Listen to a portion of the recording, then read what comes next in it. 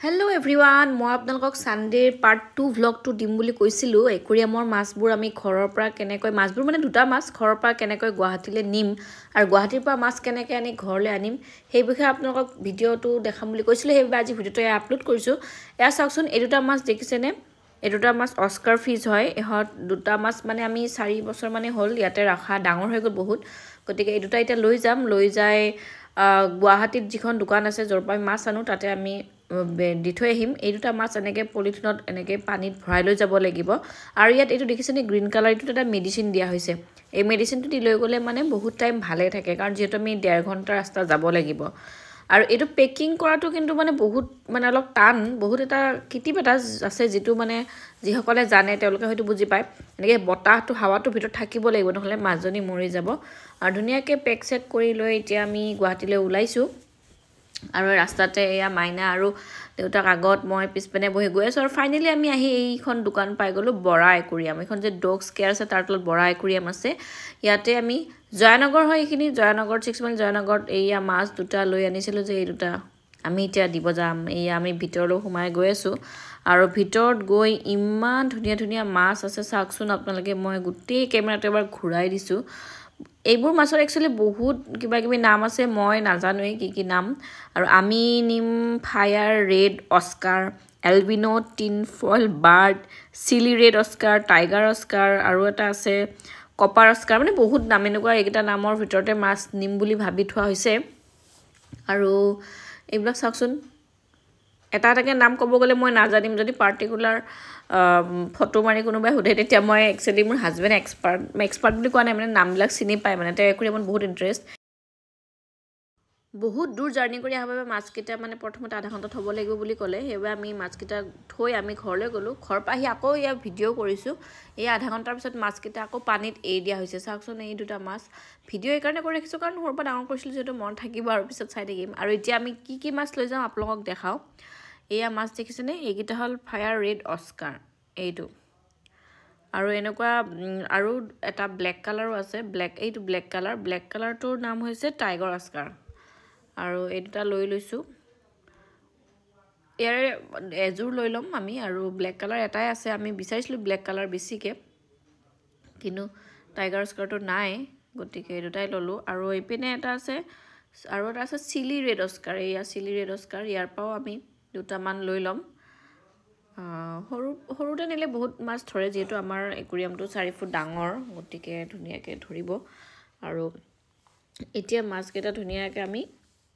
এই বাল্টিঙত এনেকৈ ৰাখি দিম আৰু তেও ধুনীয়াকৈ পেকিং কৰি ল'ব আৰু ইয়াতে বগা মাছ কেইটামান আছে বগা টাইপৰ সেইকেইটাক নামটো কি আছিল অলপ এলবিনো টিনফল বাৰ্ডছ মানে বাপৰে বাপ নামে মুখতে ঘূৰিয়ে নাহে আৰু এতিয়া মাছবিলাক কেনেকৈ ভৰাব সেই তেনেকৈ যেনেকৈ আমি ঘৰৰ পৰা আনিছিলোঁ এনেকৈ পলিথিনত ভৰাই ল'ব বতাহ কোনো কাৰণত যাতে সোমাব নোৱাৰে আৰু এইটো এনেকৈ পেকিং কৰি হৈ গ'ল আৰু এইজন ল'ৰা বহুত এক্সপাৰ্ট হয় আপোনালোকে ইয়াতে মাছ লাগিলে বৰা একুৰিয়ামত আহিব পাৰিব আৰু বহুত ধুনীয়াকৈ তেওঁ পেকিং চেকিং কৰি দিছে আমিও এতিয়া 1.5 ঘণ্টাৰ ৰাস্তাত এইকেইটা লৈ যাম আৰু কোনো কাৰণ মাছকেইটা মৰি নাযায়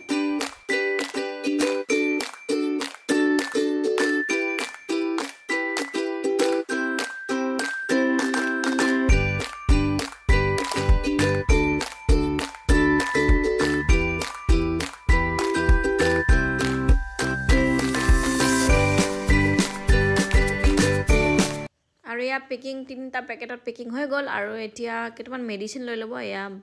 ব্লাড বৰ্ম নে কি এইবোৰ মেডিচিন মই চিনি নাপাওঁ আৰু মানুহজনে লৈছে আৰু এইবোৰ মাছৰ একচুয়ালি মেডিচিন হয় মাছৰ দানা হয় একচুয়ালি মাছে খাব আৰু কিছুমান মাছৰ মেডিচিনো আছে দানাও আছে এইবোৰ লৈ ল'ব লাগিব কাৰণ গৈ পোৱাৰ লগে লগে সিহঁতক অলপ সময় ৰাখাৰ পিছত তেওঁলোককতো খাব দিব লাগিব 1.5 ঘণ্টা ৰাস্তা যাব মাছকেইটাৰতো ভোক লাগিব আৰু ফাইনালি মানুহজন বহুতেই হেপি খুব ফূৰ্তি পাইছে একদম ইয়া দুটা মাছৰ দানা লৈছে মাছ লৈছে আৰু চাওকচোন দোকানত থকা যিবিলাক একুৰিয়াম আছে কিমান চাফা হয় মই অলপকৈ সকলো মাছৰ ভিডিঅ' কৰি দেখাইছোঁ মানে একচুয়ালি ইয়াত ফিল্টাৰটো বহুত দামী হয় সেইকাৰণে বেছি চাফা হয় আমাৰ ঘৰত ফিল্টাৰটো আছে চাফা হয় কিন্তু ইয়াতকৈ বহুত 3000 কিমান দাম নাজানো আৰু ফাইনালি ঘৰ আহি পালোঁ আমি এই মাছ এতিয়া এইকেইটা মাছ আকৌ প্ৰথমতে আমি ইয়াৰ পানীটো যেটো আমি এডজাষ্ট হ'ব লাগিব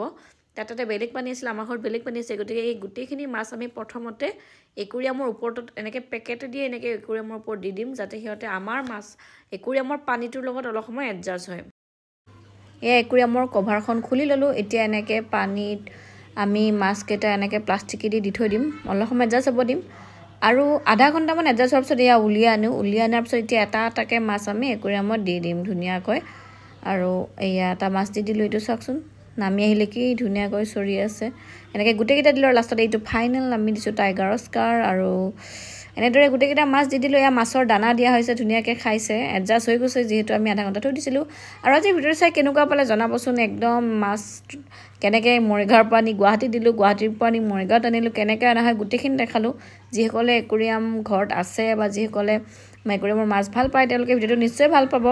আৰু পুনৰ লগ পাম তেনেহ'লে আন এটি ভিডিঅ'ৰ সৈতে আপোনালোকে কমেণ্ট কৰি জনাব ভিডিঅ'টো কেনেকুৱা পালে আজিলৈ আহিছোঁ তেন্তে বাই বাই